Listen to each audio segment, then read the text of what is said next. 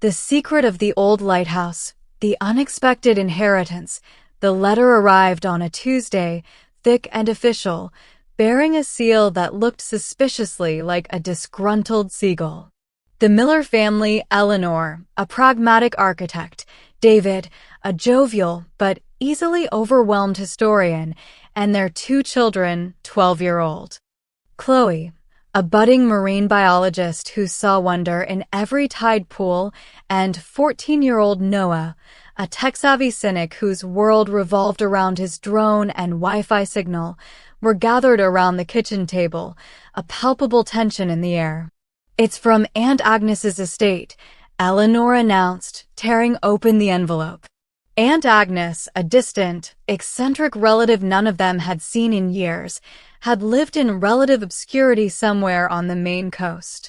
David leaned in, intrigued. "Agnes? I remember she used to send us postcards with really intense drawings of stormy seas." Eleanor read aloud, her voice growing increasingly bewildered. She left us her property. A lighthouse. Specifically, the old Barnacle Point Lighthouse. Silence. Then Noah burst out laughing. "A lighthouse? Are you serious? Does it even have Wi-Fi? Or, like, running water?" Chloe, however, looked up, her eyes wide with uncharacteristic wonder. "A real lighthouse? Like, with a lamp and a keeper's house? On the ocean?" David, ever the romantic, already had a dreamy look in his eyes. Imagine the history, the maritime tales, the storms.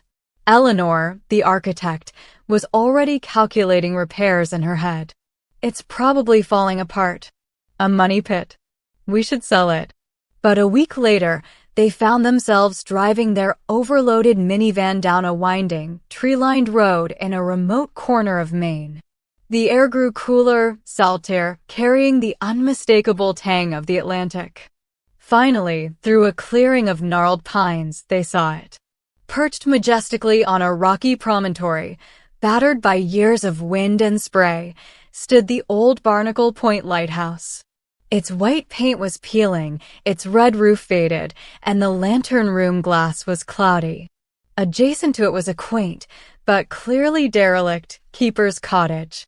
It wasn't picturesque, it was a ruin. Yet, as the sun broke through the clouds, casting a golden light on the ancient stone, it possessed an undeniable, rugged beauty. "It's magnificent," David breathed, already imagining himself charting shipping lanes. "It's a tetanus shot waiting to happen," Noah muttered, already scanning for a cell signal. Chloe, though, walked straight to the edge of the rocky cliff, gazing out at the churning sea. The ocean always called to her. She felt an immediate, inexplicable connection to this place.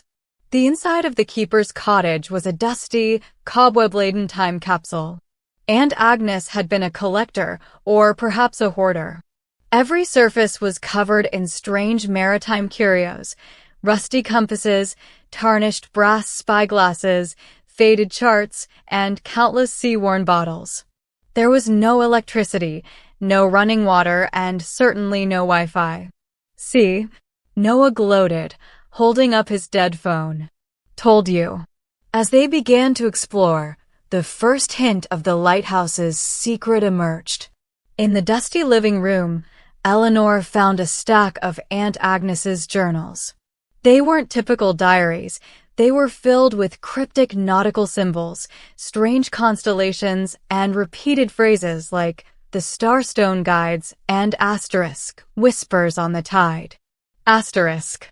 David, meanwhile, discovered an old, heavy wooden chest in the attic. It was locked with a rusted padlock. Could be old tools, he mused, or maybe just Agnes's winter sweaters. Chloe, ever observant, noticed something peculiar about the lighthouse itself. As she ran her hand over the rough-hewn stone at its base, she felt a faint vibration, a low hum, almost like a heartbeat. And etched faintly into the rock, almost invisible to the naked eye, was a symbol she recognized from one of Aunt Agnes's bizarre drawings, a stylized star with undulating lines around it, like waves.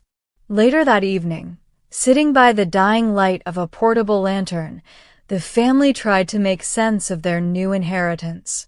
The wind howled outside, rattling the windows, and the rhythmic crash of waves against the rocks was a constant, ancient lullaby. "This is crazy," Noah declared, huddled under a blanket. "We are literally in the middle of nowhere, with no signal, in a haunted lighthouse." "It's not haunted, Noah," Eleanor sighed, rubbing her temples. "It's just old." But as the storm intensified, Chloe swore she heard something beyond the wind and waves, a faint, almost mournful melody, like a distant, ethereal foghorn. And the hum from the lighthouse base, she realized, had grown stronger. This was more than just an old building. The old Barnacle Point Lighthouse was alive with secrets. The whispers of the Starstone. The days that followed were a blur of initial discomfort and burgeoning intrigue. While Eleanor wrestled with leaky pipes and a generator that sputtered more than it ran, and Noah searched desperately for any glimmer of cell service, leading him to climb precariously onto the very top of the lantern room, much to Eleanor's horror. David and Chloe became increasingly drawn into Aunt Agnes's mysteries. The key to unlocking the old chest was found tucked inside a hollowed-out book titled Maine Lighthouse Lore, a small, intricately carved wooden key shaped like a fish. Inside the chest, amidst layers of musty old fabric, they found a series of highly detailed, hand-drawn nautical charts, far older and more complex than any modern map. They showed not just coastlines, but strange symbols, currents, and what looked like ancient, submerged structures. A worn leather-bound logbook, clearly belonging to a lighthouse keeper from the late 1800s, filled with weather observations, ship sightings, and increasingly erratic, almost feverish entries about the Starstone and the Song of the Deep.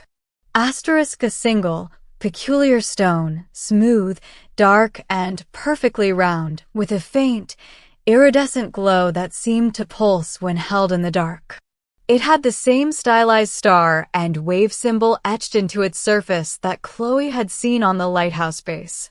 "The Starstone," Chloe whispered, remembering Aunt Agnes's journals. "This must be it." David, poring over the logbook, frowned. "This keeper, a man named Silas Blackwood, talks about sensing things. About hearing voices from the ocean. It almost sounds like he was going mad." Noah, finally abandoning his phone in frustration, became surprisingly engaged. "Okay, so we have a crazy relative, a potentially crazy lighthouse keeper, and a magic rock. This is way better than my video games." Chloe, with her budding scientific mind and innate connection to the ocean, was the one who began to truly understand. She noticed that when the Starstone was near the etched symbol at the lighthouse's base, the low hum intensified. And sometimes, when she held the stone by the ocean's edge, she could faintly hear the Song of the Deep that Silas Blackwood described, a low, resonant thrumming, almost like a siren's call.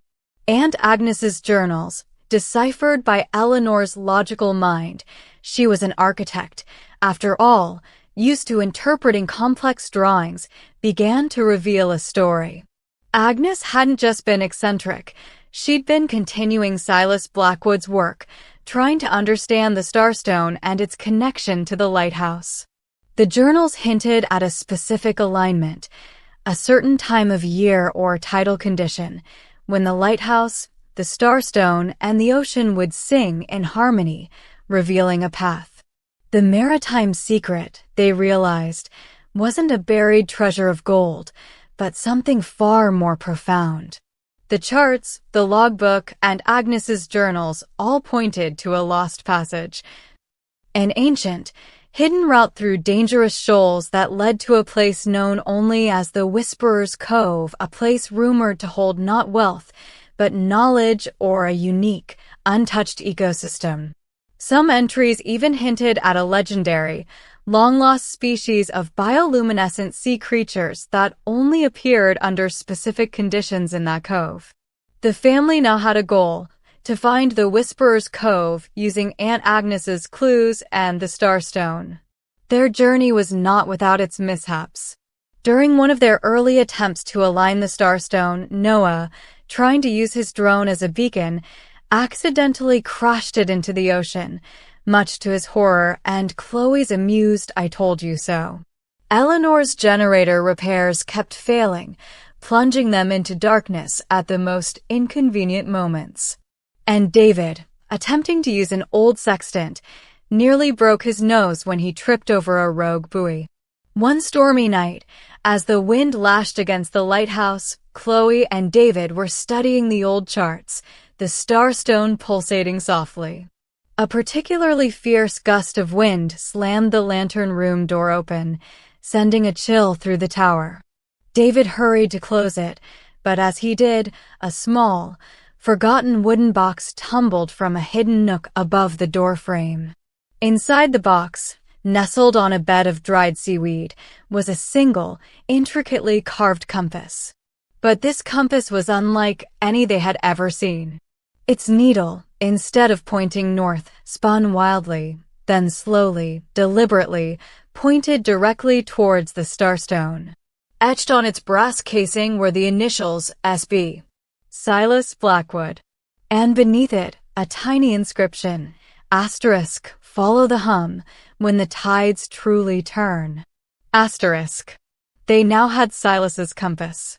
And with the approaching full moon and unusually high tide predicted in Agnes's journals, they knew their window of opportunity was rapidly closing. The hum from the lighthouse, the whispers on the tide, and the legacy of two obsessed keepers were all converging. The secret of the old Barnacle Point lighthouse was about to reveal itself. The tides truly turn. The day of the full moon arrived, bringing with it an unusually high tide, just as Aunt Agnes's journals had predicted. The old Barnacle Point lighthouse hummed with an almost palpable energy. The Starstone glowed with a brighter, more consistent light. Eleanor, armed with contingency plans for every possible electrical failure, had managed to get the main lamp in the lantern room working, casting a powerful, rotating beam across the turbulent sea. David, map in hand, felt a mix of exhilaration and trepidation. Noah, having grudgingly accepted his drone's demise, was surprisingly invested, ready with his phone's flashlight and an improvised emergency kit. And Chloe, holding Silas Blackwood's compass and the Starstone, felt an almost spiritual connection to the impending discovery. "Okay," Eleanor declared, checking her watch. "The journals say the third turn of the tide after the moon crests. That's in 45 minutes. Their plan, meticulously pieced together from Agnes's cryptic notes and Silas's increasingly frantic logbook entries, was daring.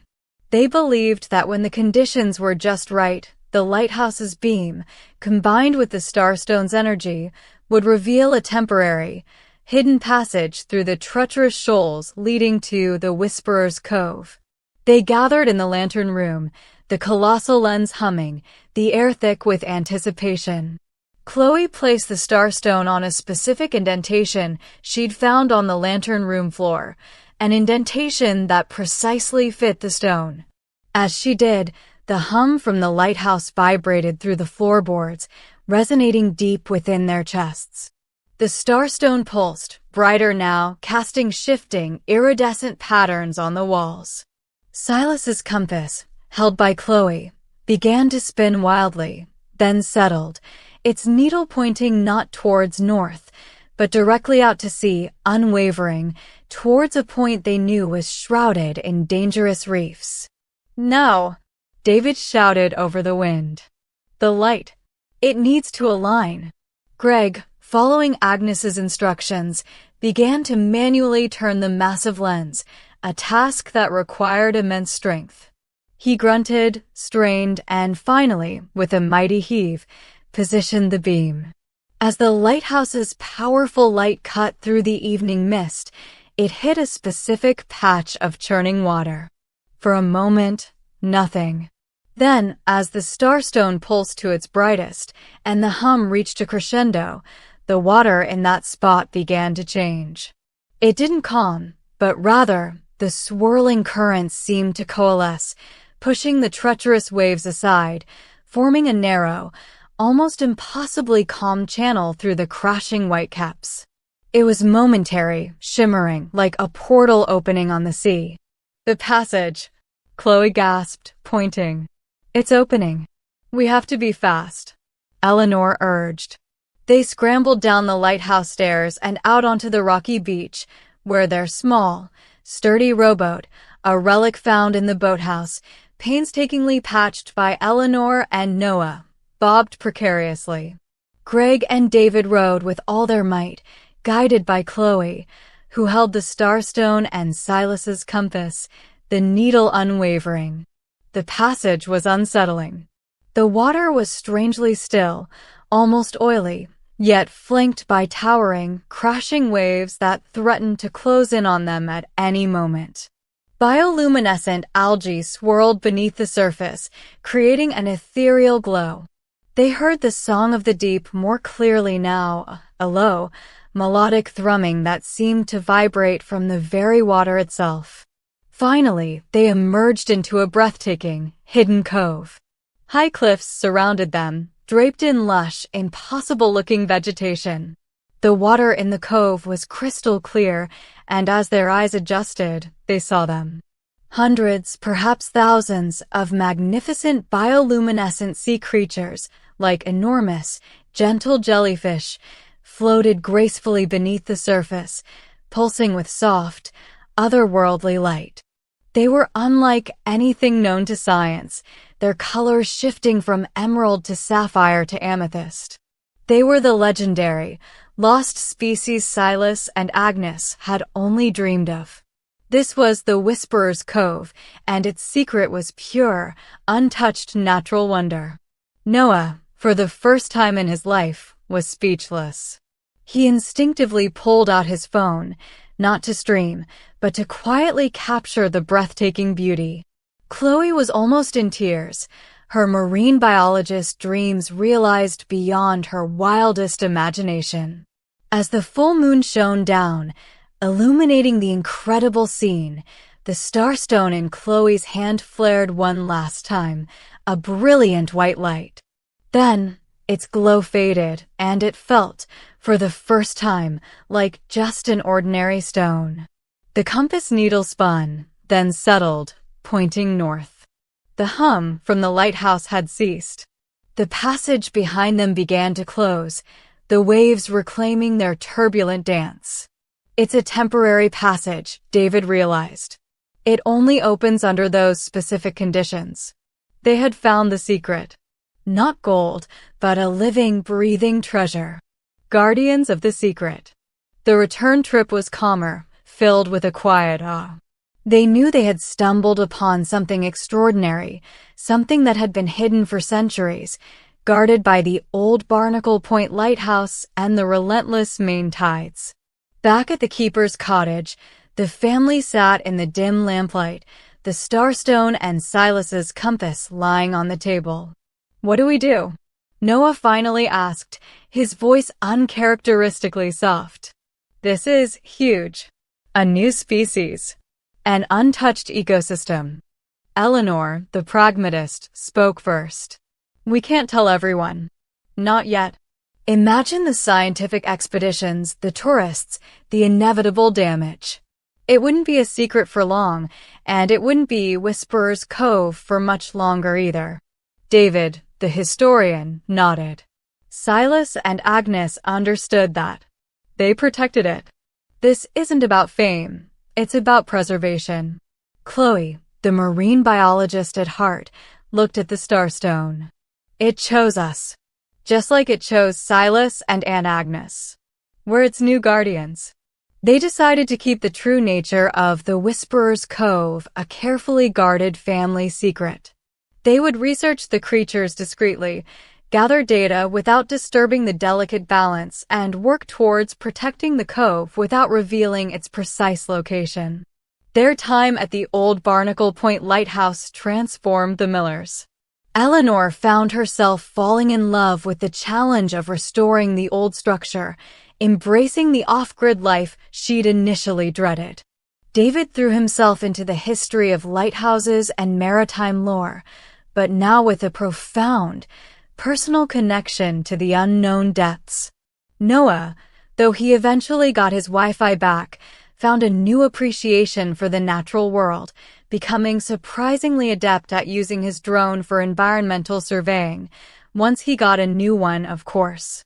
And Chloe, inspired by the creatures of the cove, became more determined than ever to pursue marine biology, her passion now fueled by a magnificent, personal secret. The old Barnacle Point Lighthouse became their summer sanctuary, their base of operations, and their family legacy.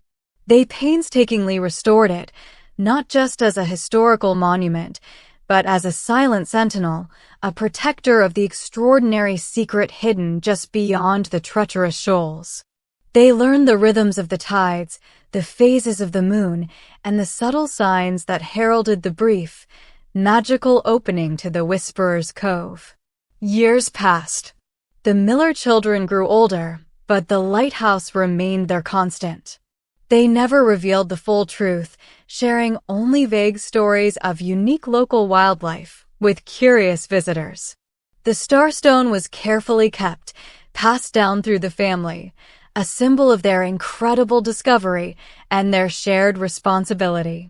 The old Barnacle Point Lighthouse, once a forgotten ruin, stood strong and proud, its lamp casting its comforting beam across the waves. To the world, it was a beautiful historical landmark on the Maine Coast. But to the Miller family, it was much more. It was the guardian of an impossible beauty, a testament to inherited secrets, and the place where they truly discovered the wonders that lie both within the deep ocean and within themselves.